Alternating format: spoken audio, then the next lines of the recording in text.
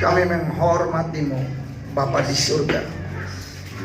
Tuhan yang menjadikan segala sesuatu dari yang tidak ada menjadi ada. Kami ada di sini karena kebaikan dan kemurahan-Mu semata-mata. Kami mohon bertambah-tambahlah kasih karunia Tuhan bagi kami. Sinarkanlah wajah-Mu atas kami. Tumpangkan tangan-Mu untuk memberkati kami semua. Seperti tidak seorang pun, bahkan sampai anak-anak dari yang tertua, semua kami menerima berkat hari ini. Dan biarlah sukacita sorga menjadi bagian kami bersama.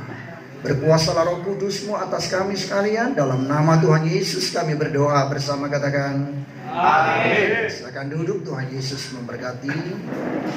Salam sejahtera Bapak Ibu sekalian dalam Tuhan. Salam kasih dalam Tuhan. Shalom. Shalom. Bersyukur karena Tuhan baik mempertemukan kita semua dalam ibadah pada minggu yang indah ini. Dan tema kita hari ini adalah membangun iman keluarga Kristen. Bapak Ibu sekalian dalam Tuhan, ada teks yang kita ambil ya. Iman itu adalah segala sesuatu yang kita harapkan, yang kita impikan, kita idam-idamkan di dalam Tuhan. Yang kita percaya, kita punyai, kita menerimanya meski kita tidak melihatnya.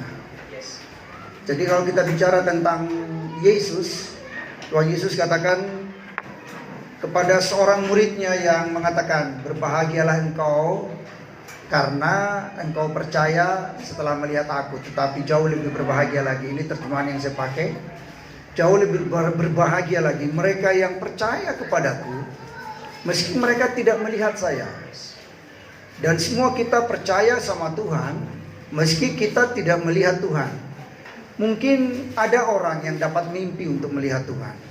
Itu karunia yang besar. Dan kalau saudara punya karunia yang seperti itu, waduh, itu berkat yang indah bagimu. Dan kau harus teguh di dalam Tuhan dan menjadi alat Tuhan yang luar biasa. Tapi ada beberapa banyak dan sangat banyak orang Kristen meski tidak melihat Tuhan Yesus, tapi percaya kepada Tuhan Yesus bahwa Dia adalah Tuhan dan Allah yang maha besar. Katakan amin. Kitab Wahyu berkata, aku adalah Alfa dan Omega, yang tak berawal dan tak berakhir. Akulah Alfa dan Omega. Itu artinya bahwa Yesus itu adalah Allah yang tak berawal dan tak berakhir. Dia adalah Tuhan yang maha kuasa. Sebagaimana kalau Dia mengajar berdoa, maka berdoalah, datanglah kerajaanmu, jadilah kehendakmu di bumi seperti di surga. Dan ketika kita berdoa dan di akhir dari doa Bapa kami diajarkan, janganlah membawa kami ke dalam pencobaan, tapi lepaskanlah kami daripada yang jahat. Karena engkaulah yang mempunyai kerajaan dan kuasa dan kemuliaan sampai selama-lamanya. Nah, itulah yang membuat segala sesuatu berubah. Dan itulah yang dahsyat sekali bagi kita sekalian. Saudara, ketika saudara percaya, itu adalah anugerah Tuhan. Saya tidak bisa membayangkan kalau orang tua saya bukan Kristen. Mungkin kalau dia ateis, mungkin saya juga ateis. Saya tidak bisa membayangkan kalau dia agama lain, maka saya juga agama lain. Dan bisa orang menjadi radikal. Tapi saya bersyukur ketika orang tua saya menjadi Kristen, maka saya menjadi Kristen. Dan lebih hebat lagi Bapak Ibu Saudaraku sekalian yang ada di sini, ketika saudara orang tuamu bukan Kristen tapi engkau bisa menjadi Kristen, itu dahsyat dan kita harus beri tepuk tangan yang meriah bagi Tuhan Yesus. Nah, saudara, itulah iman yang harus kita bangun di dalam Tuhan. Dan bagaimanapun iman itu harus ada di dalam diri kita. Dan coba kita lihat sekarang, berapa banyak orang Kristen yang tidak menunjukkan teladan lagi di hadapan Tuhan sebagai orang Kristen yang baik. Yesus katakan, kamulah garam dan terang dunia. Dan kalau garam itu sudah hamil, untuk apa lagi dia? Dibuang, pasti dibuang dan diinjak-injak orang. Tetapi jikalau garam itu masih berguna dan dia tetap menjadi garam, maka dia akan menggarami, membuat semua menjadi enak, indah. Dan kekristenan kita itu menjadi kekristenan yang diberkati oleh Tuhan. Kita menjadi berkat bagi banyak orang. Katakan amin. Itulah sebabnya saya selalu berkata kepada orang-orang lain yang beragama lain, yang benci kepada orang Kristen. Dan saya selalu berkata, jangan takut sama orang Kristen. Sebab di mana orang Kristen berada, di situ ada berkat. Sebab Allah beserta dengan dia dengan kata Immanuel. Katakan amin. Tuhan selalu bersama dengan kita. Nah, karena itu di mana ada orang Kristen, di situ harus ada berkat. Mestinya begitu toh. Tapi berapa banyak di antara kita yang kita dapat melihat kekristenan tidak lagi menjadi garam dan juga tidak menjadi terang lagi. Karena itu kekristenan kita harus kita klaim. Kita harus meteraikan dan berkata, buat sebuah ikrar, saya harus menjadi terang dan garam dunia. Katakan amin. Nah, ini yang penting bagi kita. Nah, karena itu saudara yang dikasih oleh Tuhan, nas yang ditulis dalam kitab Ulangan pada pasal 4 ayat yang ke-9. Yang pertama kita catat di sini adalah kita harus dalam pengajaran dan pendidikan Alkitab. Jangan pernah berhenti tentang hal ini. Jangan pernah diam, jangan pernah surut baca Alkitab. Terus baca Alkitab, renungkan siang dan malam, dan lakukan firman Allah itu. Maka Alkitab menjamin, pemazmur berkata, engkau akan menjadi seperti pohon yang ditanam di tepi aliran air, yang merambatkan akar-akarnya ke tepi batang air itu. Bahkan dalam musim terik sekalipun, musim kering, dia tidak akan layu daunnya, dan apa saja yang diperbuatnya berhasil. Demikianlah setiap orang yang percaya kepada Tuhan, yang mendengar firman Tuhan, yang merenungkannya siang dan malam, dan yang melakukannya. Dia istimewa di hadapan Tuhan karena Allah selalu bersama dengan dia.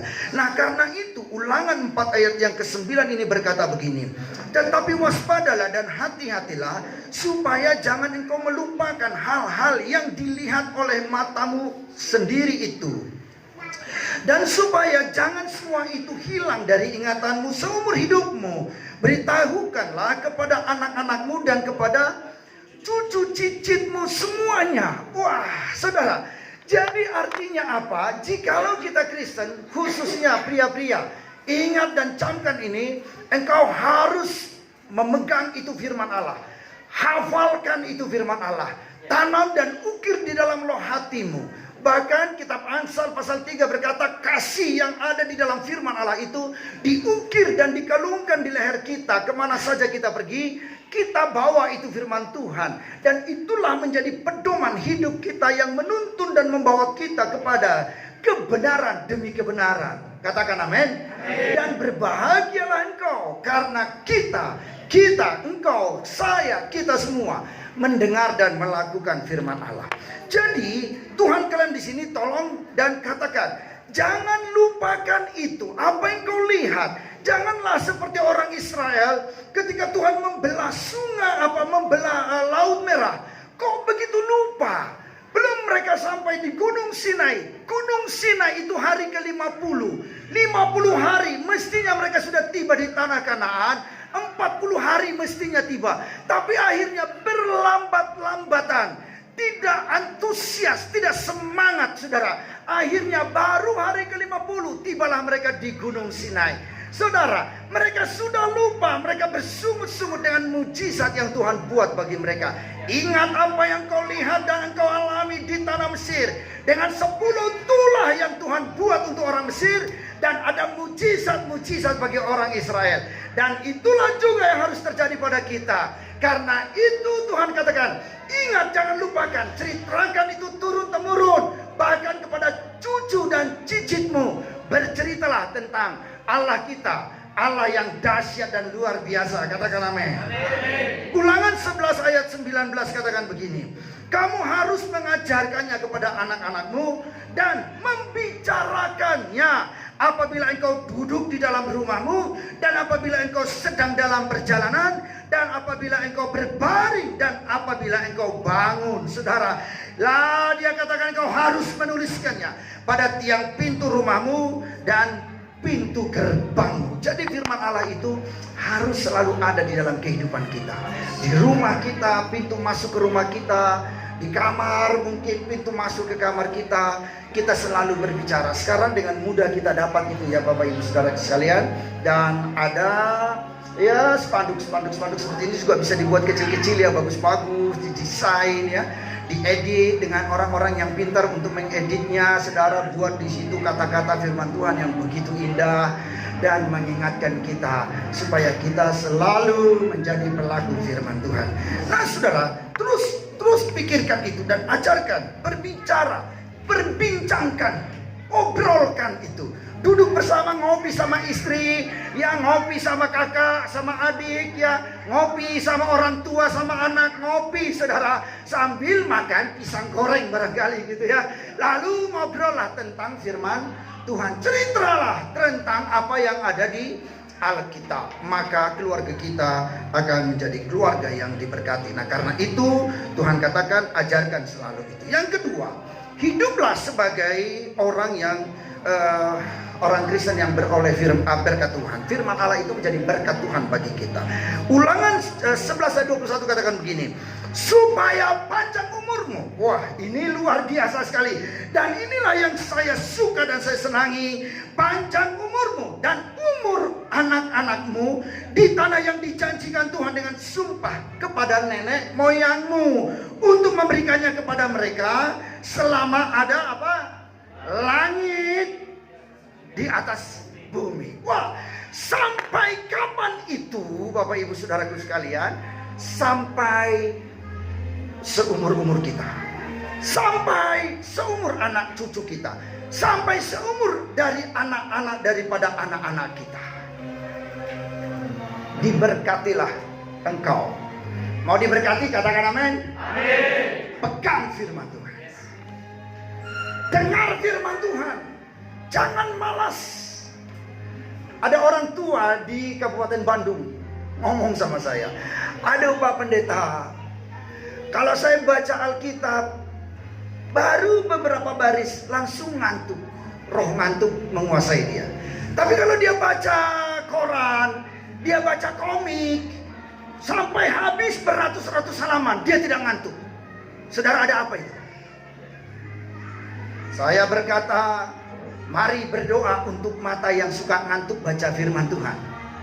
Tengking dalam nama Tuhan Yesus, keluar roh yang membuat ngantuk. Katakan amin. Sama seperti tadi kita doa di sini kan, iblis pergi. Guys, wah, itu kita nggak main-main kalau sudah bicara tentang itu. Ketika kita deklarasi itu nggak pernah main-main. Ketika kita doa untuk orang sakit nggak pernah main-main. Kita serius, saudara. Dan tidak ada yang main-main, bersungguh-sungguh. Nah, itu kita lakukan, singkirkan, guys, keluar. Supaya apa? Supaya ketika kita selalu baca firman Tuhan, hidup dalam firman Tuhan, maka diberkatilah engkau, panjanglah umurmu. Katakan amin. Umur anak-anak kita, jangan ada yang mati muda. Sepakat? Katakan amin. Pak Tema berapa minta umur sama Tuhan? 100 tahun. Ya, 100 tahun. Saya bilang Tuhan kalau mau kasih dia 120 tahun. Tepuk tangan yang meriah bagi Tuhan. Nah, kalau dia bisa 120 tahun, maka yang lain pun bisa 120 tahun. Coba. Itu kan Musa berkata, umur manusia 70 tahun. Ya kan? Musa yang berkata, dan dia menulis di dalam kitab Mazmur, umur manusia 70 tahun. Dibuatlah itu kitab Mazmur. Dan lebih dari itu, kesusahan, kesulitan.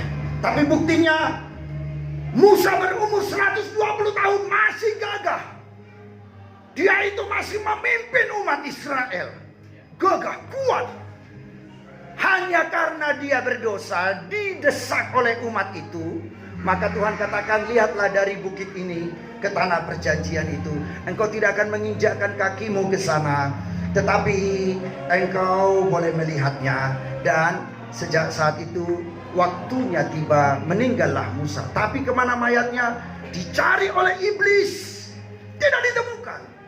Dan malaikat datang ke gunung itu dan berkata, apa yang kamu lakukan? Kenapa kamu obrak-abrik ini gunung? Iblis itu berkata bahwa Musa telah jatuh ke dalam dosa. Dia mati dan tidak sampai ke tanah Kanaan karena dia berdosa. Maka mayatnya harus untuk kami, kata iblis. Oh, malaikat itu berkata, engkau tidak tahu kasih Allah bagi Musa. bahwa Musa telah masuk ke dalam mulutnya Allah dan tidak ditemukan mayatnya. Itulah sebabnya Alkitab berkata dalam dua hal, dua saksi akan datang, itu Musa dan Elia akan turun kembali pada akhir zaman. Saudara-saudara, dahsyatnya Allah kita, katakan amin. Jadi yang kedua, biarlah kita diberkati Tuhan. Yang ketiga, tetap berjaga-jaga supaya tidak binasa. Aduh, saya perhatikan ayat 2 Timotius pada pasal 3 ayat 1 sampai 5. Dia katakan begini, ketahuilah bahwa pada hari-hari terakhir akan datang masa yang sukar. Manusia akan mencintai dirinya sendiri dan menjadi hamba uang. Mereka akan membual dan menyombongkan diri. Alah, pusing dengerin ya saudara. Mereka akan menjadi pemfitnah. Waduh, Masya Allah, gitu ya. Mereka akan berontak terhadap orang tua. Alah, ilah. Saudaraku, tiada ilah selain bukan tiada Tuhan, saudaraku. Salah lagi kalau orang bilang tiada Tuhan. La ilah, tiada ilah. Ha ilallah, tiada ilah selain Allah, bukan tiada Tuhan selain Allah, gitu ya saudara. Saudara, tidak ada ilah lain di dunia ini selain Allah. Tidak ada setan iblis yang berkuasa selain Allah. Ya saudara, percaya itu. Tapi sekarang dibalik-balik terjemahannya kan. Ya sudahlah, biarin saja. Terjemahan yang kita tahu seperti itu.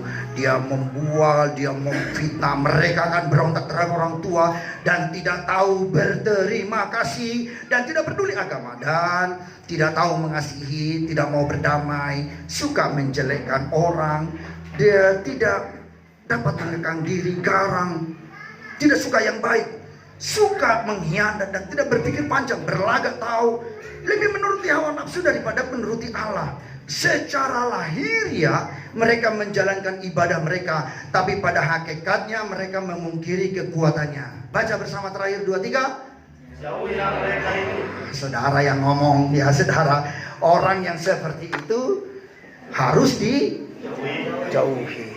Di sini mah tidak ada yang seperti itu ya. Mual eueuhnya, mual ayahnya. Mual ayah, mual eueuh, jangan mual eueuh. Mual eueuh berarti ayah gitu, berarti ada.